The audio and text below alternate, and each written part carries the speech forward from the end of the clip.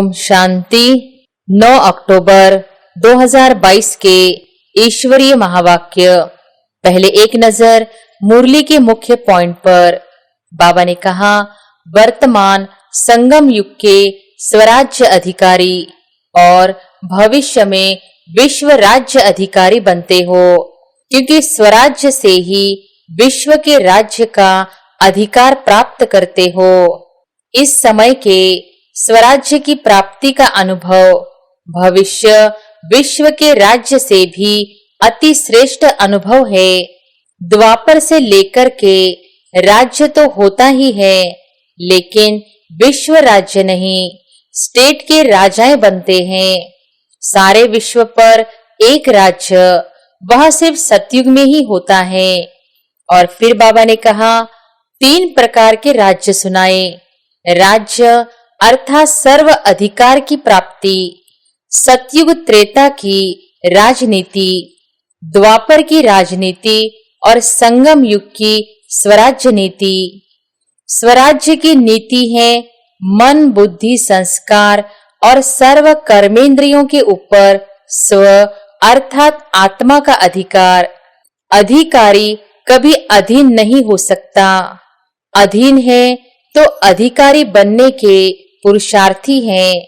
सबसे बड़े ते बड़ा बादशाह है बेफिक्र बादशाह, और सबसे बड़े ते बड़ा राज्य है बेगमपुर का राज्य। और फिर लास्ट में बाबा ने कहा, इस समय आप प्रैक्टिकल में राजयोगी अर्थात राजे बच्चे बनते हो। स्वराज्य अर्थात रूलिंग पावर, कंट्रोलिंग पावर। चाहे प्रजा है, चाहे रॉयल फैमिली है, लेकिन प्रजा नहीं, प्रजा भी एक परिवार है। परिवार की नीति यह है सतयुग त्रेता की राजनीति। बुद्धि द्वारा स्थिति में स्थित रहना, यह है तख्त नशीन होना। और अब सुनते हैं महावाक्यों को विस्तार से। मुरली का सार।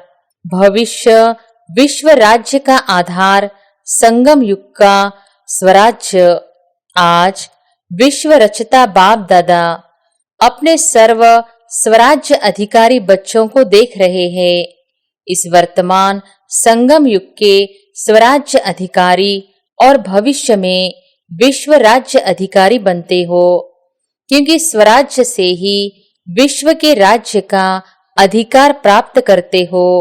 इस समय के स्वराज्य की प्राप्ति का अनुभव भविष्य विश्व के राज्य से भी अति श्रेष्ठ अनुभव है। सारे ड्रामा के अंदर राज्य अधिकारी राज्य करते आते हैं। सबसे श्रेष्ठ पहला है स्वराज्य, जिसके आधार से आप स्वराज्य अधिकारी आत्माएं अनेक जन्म सतयुग त्रेता तक विश्व राज्य अधिकारी बनते हो।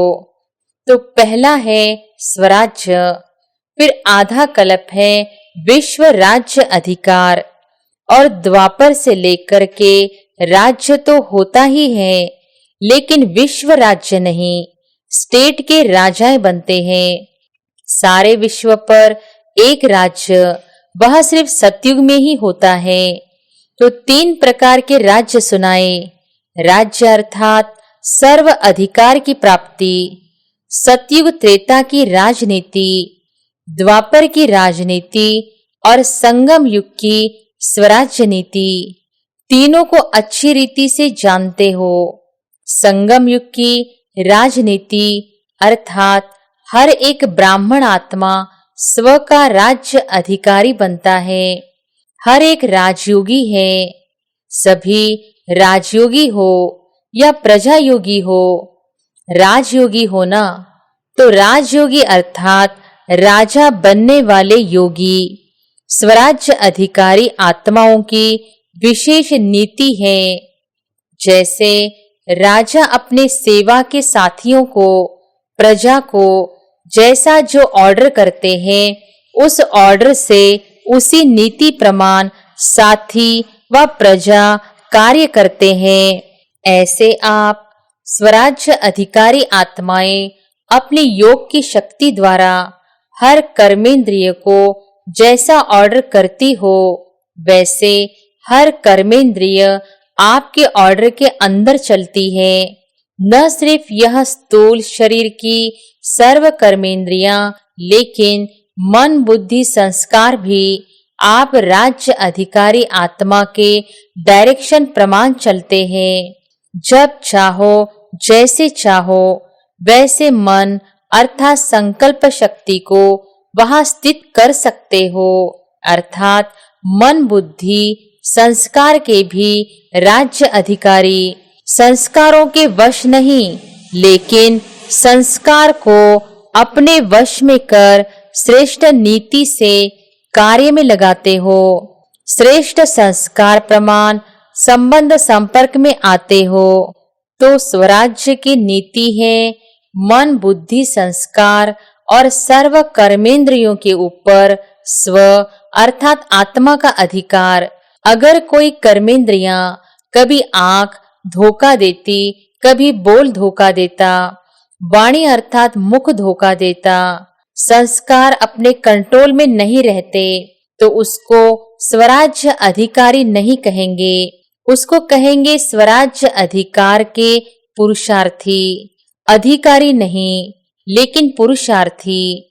वास्तव में राज्य अधिकारी आत्मा को स्वप्न में भी कोई कर्मेंद्रिय व मन, बुद्धि, संस्कार धोखा नहीं दे सकते, क्योंकि अधिकार है।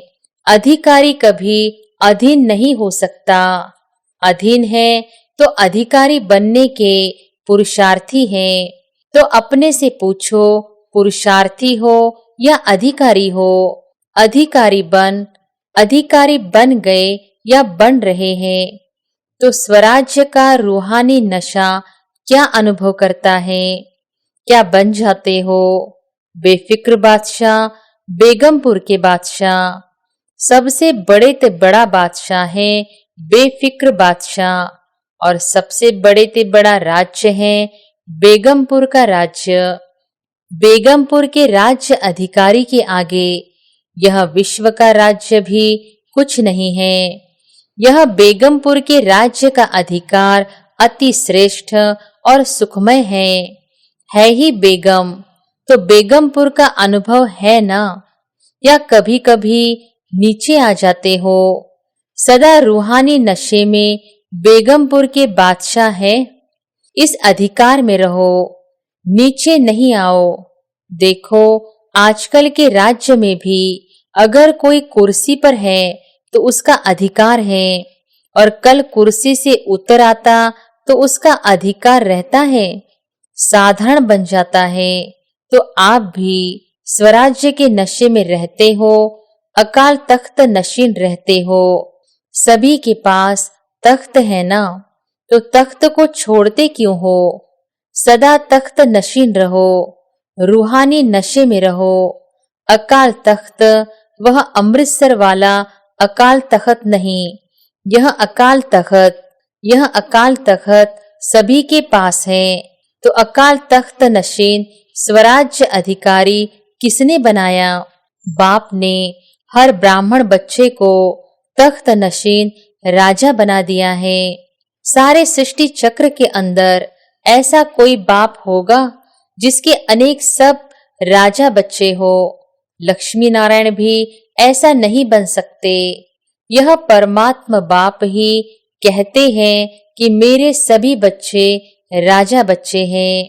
वैसे दुनिया में कह देते हैं यह राजा बच्चा है, लेकिन बने कुछ भी, सर्वेंट बने या कुछ भी बने, लेकिन कहने में आता है राजा बेटा। लेकिन इस समय आप प्रैक्टिकल में राजयोगी अर्थात राजे बच्चे बनते हो। तो बाप को भी नशा है और बच्चों को भी नशा है। तो स्वराज्य की नीति क्या रही? स्व पर राज्य, हर कर्मेंद्रिय के ऊपर अधिकार हो। ऐसे नहीं कि देखने तो नहीं चाहते थे लेकिन देख लिया, आंखें खुली थी ना इसलिए देखने में आ गया। कान को दरवाजा नहीं है इसलिए कान में बात पड़ गई, लेकिन दो कान हैं, अगर ऐसी बात सुन भी ले तो निकालने का भी रास्ता है। इसलिए इस भारत में ही विशेष यह चित्र बापू की याद में बना हुआ है। बुरा न देखो, बुरा न सुनो, बुरा न बोलो, यह 3 दिखाते हैं, आप 4 दिखाते हो। बुरा सोचो भी नहीं, क्योंकि पहले सोचना होता, फिर बोलना होता, फिर देखना होता है। इसलिए कंट्रोलिंग पावर, रूलिंग पावर रखो। राजा अर्थात रूलिंग पावर, राजा को और रूलिंग पावर हो ही नहीं।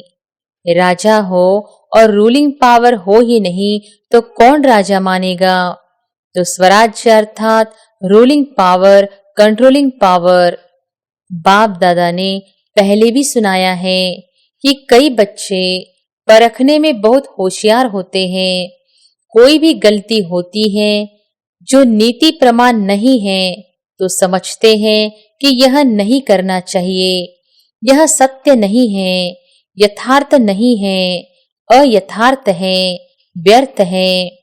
लेकिन समझते हुए फिर भी करते रहते या कर लेते तो इसको क्या कहेंगे?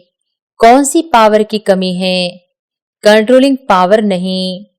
जैसे आजकल कार चलाते हैं, देख भी रहे हैं कि एक्सीडेंट होने की संभावना है, ब्रेक लगाने की कोशिश करते हैं, लेकिन ब्रेक लगे ही नहीं तो जरूर एक्सीडेंट होगा ना। ब्रेक है लेकिन पावरफुल नहीं है और यहाँ के बजाय वहां लग गई तो भी क्या होगा? इतना समय तो परवश होगा ना।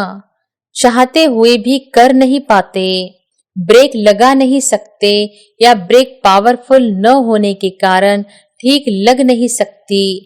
तो यह चेक करो, जब ऊंची पहाड़ी पर चढ़ते हैं तो क्या लिखा हुआ होता है?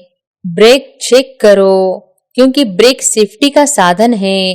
तो कंट्रोलिंग पावर का व ब्रेक लगाने का अर्थ यह नहीं कि लगाओ यहाँ और ब्रेक लगे वहां। कोई व्यर्थ को कंट्रोल करने चाहते हैं, समझते हैं यह रॉन्ग है, तो उसी समय रॉन्ग का राइट में परिवर्तन होना चाहिए। इसको कहा जाता है कंट्रोलिंग पावर।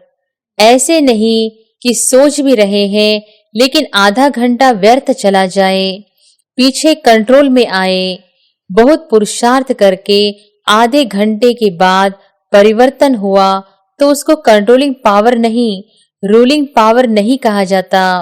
यह हुआ थोड़ा थोड़ा अधीन और थोड़ा थोड़ा अधिकारी, मिक्स। तो उसको राज्य अधिकारी कहेंगे या पुरुषार्थी कहेंगे?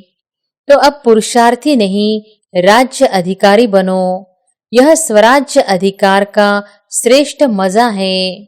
स्वराज्य अधिकारी अर्थात सदा मौज ही मौज में रहना। मौज में रहने वाला कभी किसी बात में मूंझता नहीं है।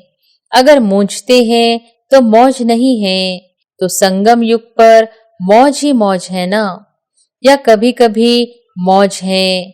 शक्तियों को, पांडवों को मौज है ना। तो समझा स्वराज्य की नीति क्या है और विश्व राज्य की नीति क्या है। चाहे प्रजा है, चाहे रॉयल फैमिली है, लेकिन प्रजा प्रजा नहीं, प्रजा भी एक परिवार है। परिवार की नीति यह है सतयुग त्रेता की राजनीति। राजा कहलाते हैं लेकिन राजा होते भी परम प्रिय पिता का स्वरूप है। परिवार की विधि से राजनीति चलती है।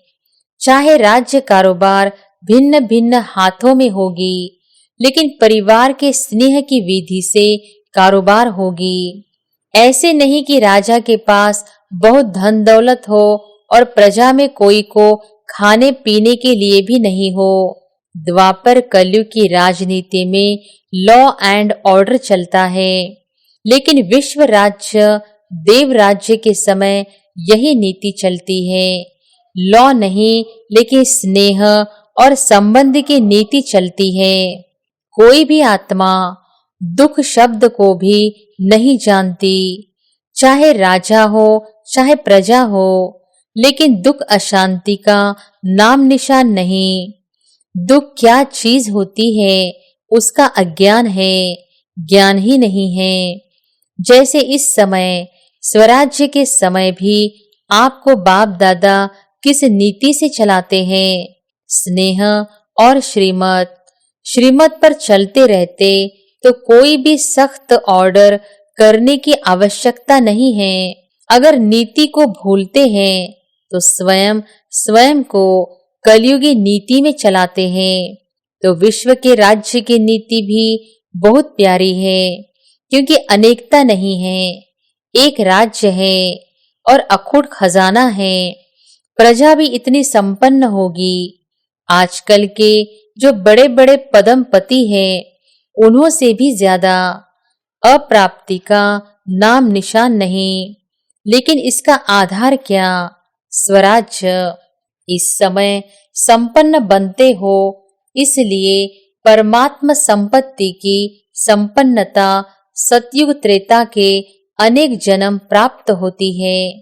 इसलिए कहा नंबर 1 राज्य है स्वराज्य, फिर है विश्व राज्य और तीसरा है द्वापर कलयुग का अलग अलग स्टेट का राज्य। इस राज्य को तो अच्छी तरह जानते ही हो, वर्णन करने की आवश्यकता नहीं। तो सदा किस नशे में रहना है? स्वराज्य हमारा जन्म सिद्ध अधिकार है। किस जन्म का? ब्राह्मण जन्म का। ब्रह्मा बाप ने जन्मते ही स्वराज्य का तिलक हर ब्राह्मण आत्मा को लगाया। तिलकधारी होना, तिलक है स्मृति का, तिलक भी है, तख्त भी है और ताज भी है। ताजधारी होना, कौन सा ताज है? विश्व कल्याण का ताज। विश्व कल्याणकारी होना, प्यूरिटी का ताज और विश्व कल्याण का ताज डबल ताज है। प्यूरिटी का ताज है लाइट का ताज और विश्व कल्याण का ताज है सेवा का ताज। विश्व सेवाधारी होना, ऐसे नहीं कि स्टेट के सेवाधारी समझो, हम गुजरात के हैं, हम राजस्थान के हैं, हम दिल्ली के हैं, सेवाधारी हैं। नहीं, विश्व सेवाधारी कहाँ भी रहते हैं, लेकिन वृत्ति और दृष्टि बेहद की। अगर विश्व सेवाधारी नहीं बनेंगे तो न स्वराज्य न विश्व राज्य। फिर द्वापर कलयुग में स्टेट का राजा बनना पड़ेगा, लेकिन विश्व राज्य अधिकारी के लिए सदा अपना ताज, तिलक और तख्त सदा इस पर स्थित रहो। शरीर से तख्त पर नहीं बैठना है, लेकिन बुद्धि द्वारा स्मृति की स्थिति में स्थित रहना है। स्थिति में स्थित होना, यही तख्त पर बैठना है, जो सदैव बैठ सकते हैं। शरीर से तो कितने घंटे बैठेंगे, थक जाएंगे ना। लेकिन बुद्धि द्वारा स्थिति में स्थित रहना, यह है तख्त नशीन होना। यह तो सहज है ना। तो स्वराज्य के नशे में निरंतर स्थित रहो। समझा क्या करना है? पुरुषार्थी नहीं, लेकिन अधिकारी बनना। सभी ने मिलन मनाया ना। सभी भाग भाग कर आते हैं परमात्मा मिलन का मेला मनाने के लिए। तो मिलन के मेले में आए हो ना। यह मेला लगता है या भीड़ लगती है? आराम है ना। आराम से रहना, खाना, चलना सब आराम से है ना। फिर भी बहुत लक्की हो, उन मेलों के माफिक मिट्टी में तो नहीं रहे हुए हो। फिर भी बिस्तरा और खटिया तो मिली हुई है ना। वहां मेले में तो नहाओ तो भी मिट्टी, रहो तो भी मिट्टी और खाओ तो भी मिट्टी साथ में आएगी। यहाँ बच्चे आते हैं अपने घर में, नशे से आते हो। बाप भी खुश और बच्चे भी खुश। हॉल में पीछे बैठने वाले सबसे आगे हो, क्योंकि बाप दादा की पहली नजर लास्ट तक जाती है। अच्छा, सर्व स्वराज्य अधिकारी बेफिक्र बादशाह बच्चों को, सर्व विश्व राज्य अधिकारी अनेक जन्म संपूर्ण संपन्न रहने वाली आत्माओं को सदा तिलक, ताज और तख्त नशीन अधिकारी बच्चों को सदा बेहद की सेवा के उमंग उत्साह में रहने वाले विशेष बच्चों को देश विदेश के सर्व सम्मुख अनुभव करने वाले बच्चों को बाप दादा का पदम गुना याद प्यार, साथ साथ सर्व के स्नेह के पत्रों का भी रिस्पॉन्ड दे रहे हैं। विदेश और देश दोनों अपने अपने विधि प्रमाण स्व के पुरुषार्थ में सिद्धि को प्राप्त कर रहे हैं और सेवा में भी सदा आगे बढ़ने के उत्साह में लगे हुए हैं। इसलिए हर एक किसी भी कोने में रहने वाले हो, लेकिन उन्हों की याद, सेवा समाचार, प्यार के पत्र, स्थिति की उमंग उत्साह का समाचार सब प्राप्त हुआ और बाप दादा सभी बच्चों को बहुत बहुत बहुत नाम सहित हर एक की विशेषता सहित याद प्यार दे रहे हैं और सदा इसी याद प्यार की पालना से पल रहे हो, उड़ रहे हो और उड़ते उड़ते मंजिल पर पहुंचना ही है व यह कहे कि पहुंचे हुए ही हो। तो याद प्यार और नमस्ते। वरदान है, मास्टर सर्वशक्तिमान की स्मृति द्वारा सर्व हलचलों को मर्ज करने वाले अचल अडोल भव। मास्टर सर्वशक्तिमान की स्मृति द्वारा सर्व हलचलों को मर्ज करने वाले अचल अडोल भव। जैसे शरीर का एक्यूपेशन इमर्ज रहता है, ऐसे ब्राह्मण जीवन का एक्यूपेशन इमर्ज रहे और उसका हर कर्म में नशा हो, तो सर्व हलचलें मर्ज हो जाएंगी और आप सदा अचल अडोल रहेंगे। मास्टर सर्वशक्तिमान की स्मृति सदा इमर्ज है, तो कोई भी कमजोरी हलचल में ला नहीं सकती, क्योंकि वे हर शक्ति को समय पर कार्य में लगा सकते हैं। उनके पास कंट्रोलिंग पावर रहती है। इसलिए संकल्प और कर्म दोनों समान होते हैं। स्लोगन है, नाजुक परिस्थितियों में घबराने के बजाय उनसे पाठ पढ़कर स्वयं को परिपक्व बना लो। अच्छा, ओम शांति।